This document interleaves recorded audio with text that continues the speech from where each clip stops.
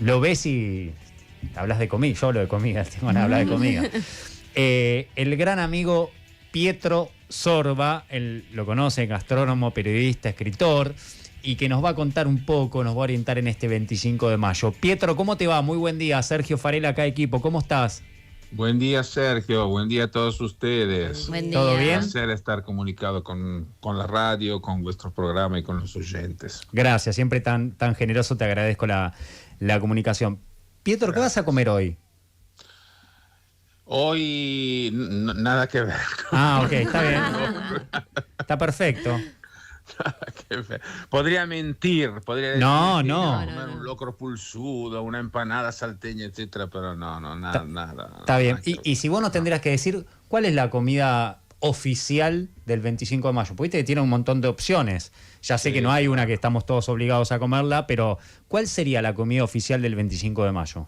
Bueno, podemos tomar como comida institucional el locro, porque finalmente se radicó esa idea de que el locro, que es un plato de unión, un plato de transición histórica, un plato de fusión entre el viejo y el nuevo mundo, bueno, finalmente se instaló en este día o en las celebraciones patrias, porque es un plato convivial, es un plato que se puede preparar en cantidad y por lo tanto puede ser compartido. Entonces está bien la idea de que el locro sea parte de estas celebraciones. Se debería consumir un poco más a lo largo de la estación del frío, pero bueno, algo es algo, así que por lo menos limitémonos a estas fechas y si podemos, obviamente ampliemos la ingesta en otros días. Además es un plato tan fácil de preparar. Claro.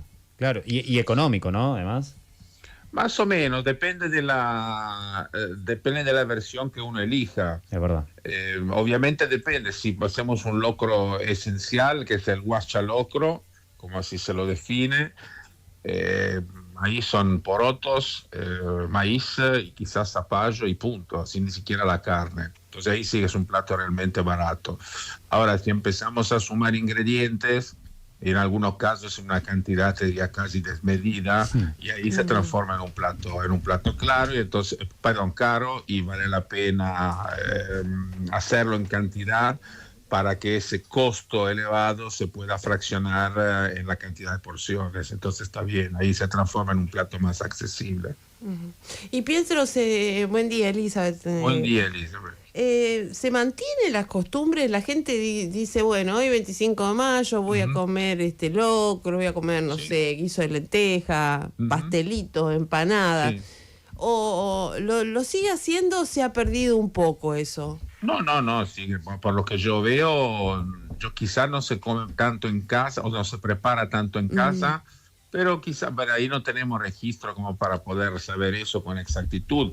Pero lo que yo noto es que me falta poco para que lo vendan en las farmacias, que venden en todos lados. Así que, la tradición queda. Insisto, me parece interesante porque por lo menos una o dos fechas por año retomamos contactos con una parte de nuestra historia y sí, es vigente.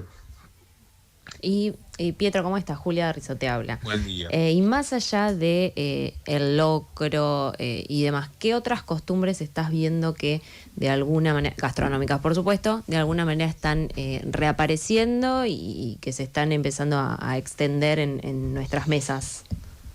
No, yo desde el punto de vista de los platos, digamos así, históricos, autóctonos, me parece que quedamos siempre en lo mismo. ¿A qué me refiero? Que tenemos el locro, ustedes mencionaron la carbonada, que es un guiso que tiene, a diferencia del locro, tiene la intervención de las papas, por ejemplo, y de los tomates.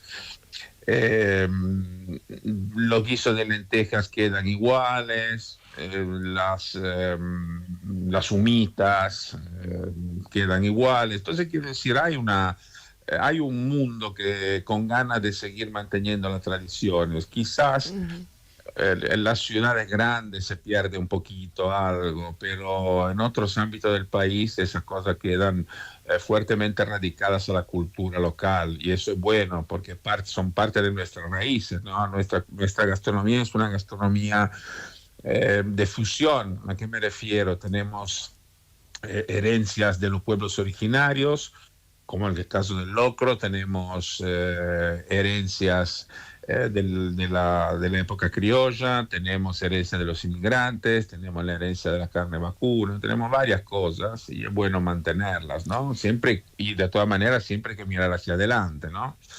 ¿Y tu opinión sobre la empanada, Pietro? Porque viste que es otra de las comidas que también, incluso acá muchos oyentes dicen, yo hoy voy con empanadas. Imagino que de carne, ¿no?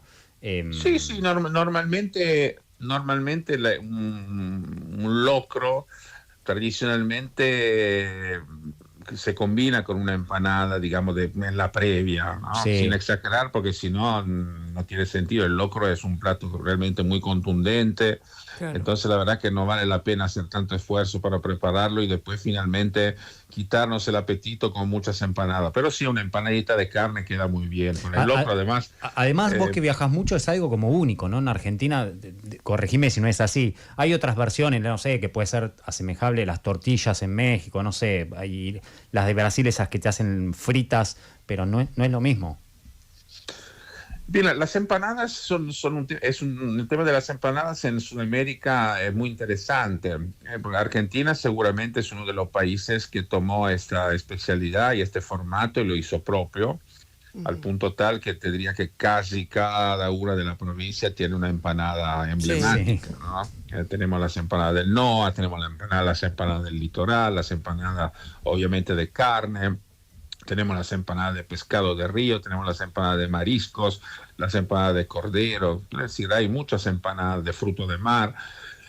Y entonces la empanada seguramente es un formato que quedó muy bien acá en el país, pero contrariamente a lo que a veces uno piensa o imagina, las empanadas están en todo el continente. Venezuela, digamos, son muy populares, muy comunes. Están casi, te diría que están a la misma altura de la arepa.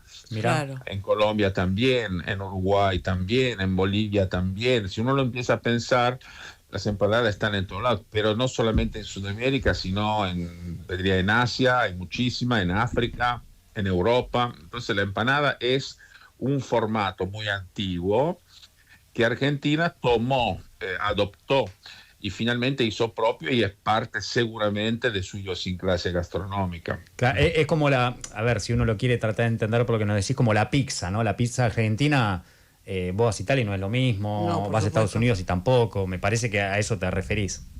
Sí, me refiero un poco a eso, pero también al hecho de que el formato se adaptó a los ingredientes. Ahora, vos fíjate qué interesante, ¿no? La empanada es uno de los íconos de nuestra comida tradicional y el formato llegó desde afuera. Y el recado, digamos, por antonomasia, que es la carne, llegó también, la carne vacuna, llegó también desde afuera con los colonizadores españoles, ¿no? Y nosotros lo hicimos nuestro. Y entonces, ¿por qué quedó como el locro, digamos, qué es lo que estableció al locro en esta fecha patria, ¿no? ¿Por qué Porque hace años, cientos de años? Sergio. Sí. Porque es una conexión con nuestra historia. Y es una receta que de alguna manera manifiesta el vínculo que existe entre la receta de los pueblos originarios, hecha con los ingredientes de los pueblos originarios, que son el maíz, el zapallo y los porotos, Claro. que finalmente se integra con otros ingredientes que vinieron de otro lugar y quizá con técnicas de guisado que vinieron de otro lugar, me refiero en este caso a España. El cerdo no tiene nada que ver con la cultura de los pueblos originarios. Claro, obvio. Los pueblos originarios, si eventualmente agregaban alguna proteína, seguramente no era No era el cerdo. cerdo, No, porque no lo seguro. tenían, ¿no? Entonces podía ser, no sé, un guanaco, podría ser charque, podría ser, no sé, otra cosa, pero seguramente no el cerdo. Y entonces, bueno, es el locro, que es una síntesis, es un momento de unión entre momentos diferentes, entre culturas diferentes, y por su conformación, por su estructura de receta, el locro es un plato convivial y entonces, bueno, entre lo que remite a nuestra historia y el hecho de que es un plato convivial, un plato que se puede compartir entre muchas personas, y entonces unión, hermandad historia, etcétera, bueno, finalmente el locro se transforma en un plato representativo. Pietro, ¿qué opinás en general hoy de la oferta gastronómica en la Argentina, ¿no? Que viene turistas y con la oferta gastronómica, por ejemplo, ¿qué país podríamos comparar? Argentina, decir, hoy es buena, entonces está a la altura de tal lugar o se come mejor en Argentina que en tal lugar. ¿Qué puedes decir de eso? Son diferentes, son instancias diferentes. O sea, una cosa es, por ejemplo, lo que ofrece Buenos Aires. Buenos Aires en los últimos, te diría, 10, 12, 14 años, fue aumentando su oferta gastronómica de una manera muy, muy contundente. Sí. Y hoy en día se puede decir que Buenos Aires es una de las grandes capitales gastronómicas del continente. ¿Pero por qué? Porque tenemos restaurantes realmente de todos tipos, de calidad.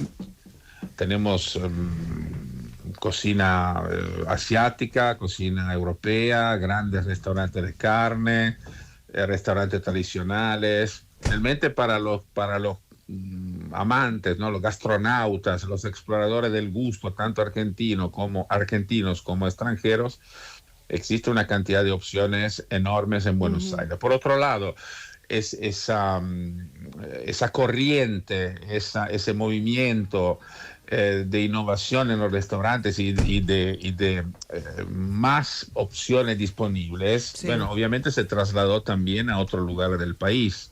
Hace, no Mendoza, sé, por ejemplo, años, ¿no? ¿Perdón? Mendoza, por ejemplo, ¿no? Es Mendoza, una plaza pero también Córdoba, Mar del Plata, Rosario, Jujuy, Mendoza, etcétera, etcétera, demuestran que ese camino de ampliación de la oferta gastronómica evidentemente es algo concreto, que se debe a muchas cosas, se debe a que la comunicación es más fluida, de que hay muchos más productores que te ofrecen productos interesantes para la gastronomía, hay cocineros de nueva generación que se formaron quizás en otros ámbitos como los ámbitos europeos, se capacitaron y finalmente vuelven al país con grandes herramientas o con mayores herramientas para poder trabajar la materia prima local. Entonces, bueno, todos son muchas cosas que se suman para darle más fuerza a la oferta gastronómica actual, que es muy buena. De todas maneras, no nos olvidemos que somos asado dependientes, y eso es en un punto es una cosa interesante porque los extranjeros cuando llegan acá quieren comer carne. Me parece que para nuestra gastronomía en un punto puede ser un límite o un pequeño límite porque siempre pensamos en la carne vacuna. Obvio. Y eso de alguna manera nos limita un poco, pero así es un proceso de transición, es un proceso de evolución. Seguramente nuestra cocina, nuestros cocineros, nuestros productores siguen evolucionando y eso la verdad que es muy interesante para todos aquellos como nosotros interesados en la gastronomía. Pietro, y mencionabas en un momento la palabra comunicación y estamos en la época de las redes sociales y hay en las redes muchísimos influencers, cocineros y demás que ahora los estamos viendo. ¿Cómo cambia, o sea, qué opinas de esta irrupción de la gastronomía en las redes sociales y si cambió en algo nuestro vínculo con la comida? Es muy interesante para mí la pregunta. Necesitaría una respuesta muy compleja y larga, pero voy a ver si puedo resumirla. Si puedo hacer una síntesis. Sí. La gastronomía no se escapa, obviamente, me refiero desde el punto de vista de la comunicación, de las redes sociales, etcétera. No se escapa a esto, porque la gastronomía, la comida, los alimentos son parte de nuestra vida. Y tenemos que pensar que en los últimos, diría yo, 25 años, la gastronomía se ha transformado en un contenido apetecible, tanto desde el punto de vista de los medios como desde el punto de vista de los usuarios, ¿no? De quien consume las redes sociales, etcétera. Hace 25 años atrás no había programas de cocina en la televisión, o había muy poco, no había programas de cocina en la radio. Hoy en día todos los programas lo demuestra nuestra conexión de hoy, ¿no? Claro. Hoy en día todos los programas de radio tienen una columna gastronómica o se hacen entrevistas a personas referentes en la gastronomía. Los cocineros opinan, son antropólogos, historiadores, saben de todo aparentemente, después hay que ver si es cierto. Los influencers proliferan, los pobres followers no saben que un influencer de primera línea por cada posteo cobra entre 1,5 millones y 2 millones de pesos, y finalmente los pobres usuarios creen que esa es la verdad, y finalmente se genera una distorsión muy grande entre lo que es la gastronomía y la cocina real y la gastronomía y la cocina que proponen muchos influencers. Entonces eso sí que es un problema. Además corre muy rápido, ¿no, Pietro? Vos sabés que yo soy periodista, me gusta cocinar, soy amateur, hago cosas tal vez muy sencillas, pero cada vez que subo algún video, pues me gusta hacerlo, la verdad es que mi espacio, como así como el deporte, puede hacerlo, y cada vez que cocino y subo un video a las redes, es como que tiene más explosión que aquellos que cuento tal vez alguna noticia o algo, con lo cual alguna vez me replanteo y digo, che, tendría que dedicarme a otra cosa, claro. Pero ¿cómo se prolifera esto? Hay que pensar en algo que, sí, hay que pensar en algo que es bastante sencillo. Nosotros estamos en una época rodeados de contenidos hostiles. ¿A qué me refiero? Guerra, enfermedades, problemas, falta de trabajo, etcétera, etcétera, etcétera, etcétera, etcétera. La gastronomía en sí, y además en esos ámbitos la gente en realidad no entiende muy bien lo que está pasando, ¿no? ¿Por qué? Porque la economía no somos economistas, no somos médicos, no somos abogados, etcétera. Entonces hay toda una serie de cuestiones que la mayoría de las personas no entienden a fondo. La comida, la gastronomía es un lenguaje en realidad mucho más amistoso, mucho más amigable. Sí. Uno cuando habla de comida, y en general el interlocutor entiende de qué se habla. Y cuando se hacen recetas, por ejemplo, se realiza una acción completa, una acción concreta. Eso se empieza algo a partir de ingredientes, se hace un desarrollo y finalmente llega a la finalización. Entonces eso es una secuencia que mucha gente valora, contrariamente a lo que pasa, insisto, en otros ámbitos. Y ese es el motivo por el cual la cocina, los mensajes vinculados a la cocina, etcétera, funcionan bastante bien. Lo que no funciona bien es insisto, la distorsión que generan, por ejemplo, muchos influencers. Claro. Y eso genera una distorsión muy grande en el paladar. Los influencers grandes deberían aprovechar de su caudal para generar información de calidad que ayude a las personas a formar realmente su paladar, claro. Que ayude a las personas a comprar mejor, a elegir mejor, realmente a vivir la comida de otra manera. En el caso actual, entre aberraciones que se ven muchas veces en las redes sociales, donde se maltrata la comida, donde se muestran cosas que realmente no tienen ningún tipo de utilidad, etcétera. Bueno, en eso las redes sociales están haciendo, y no tanto las redes sociales, porque las redes sociales son algo que no tiene alma, ¿no? Que no tiene sentimiento, pero sí los interlocutores que transitan a veces en estas redes sociales, bueno, generan un daño muy grande. Totalmente. Pietro, te quiero agradecer este espacio, esta salida con nosotros. Yo te admiro, siempre creo que te lo he dicho cada vez que nos cruzamos. Y pido que lo sigan además, porque sí. Pietro tiene, además de esto de contarte en profundidad las cosas y explicarte, también tiene algunos tips. Yo me acuerdo, me queda patente eso, un día que viajé, no me acuerdo ahora dónde, lo estaba tratando de recordar, la provincia de Buenos Aires, lo había escuchado a Pietro hablar de la andiuja, no sé si está bien pronunciado, es un fiambre italiano, ¿no? Sí.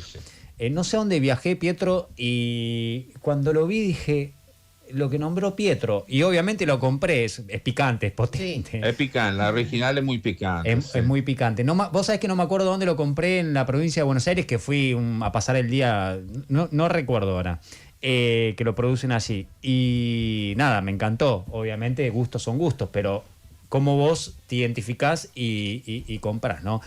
No, la idea es siempre ofrecer contenidos, información de calidad, de dentro de lo que uno puede, dentro de lo que es Totalmente. nuestra profesión. Yo soy periodista, entonces mi trabajo es informar a la gente. Entonces, eso intento hacer de la mejor manera posible, dentro de lo que son mis límites, obviamente. Y lo haces, lo haces. Pietro, te quiero agradecer estos minutos a Radio con Vos y bueno, disfrutar hoy de lo que vayas a comer, más allá Pero de que... coman un buen locro. Un buen locro, exactamente. Te mando un fuerte abrazo y gracias. Grande abrazo, chao, chao. Bueno, era Pietro Sorba a propósito de justamente de hoy, el 25 de mayo. Déjame antes, breve, estoy viendo él y los monitores. Sí.